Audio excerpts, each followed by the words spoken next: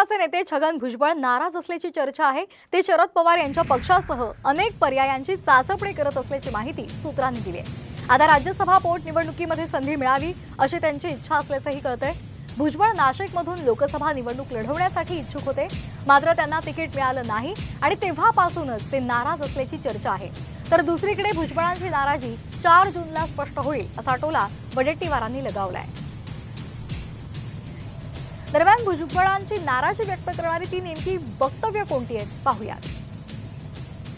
आव्हाडांकडून ती कृती अजाणतेपणानं मनुस्मृतीच्या मूळ मुद्द्यावरून लक्ष भरकटता कामा नये।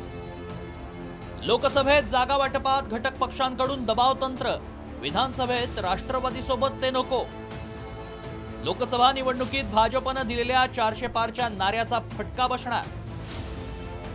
सत्तेत सहभागी होतानाच विधानसभेत 80-90 जागांचा भाजपकडून आश्वासन। काय समजद्या लावलंय, मी माझ्या पक्षात बोलणारच।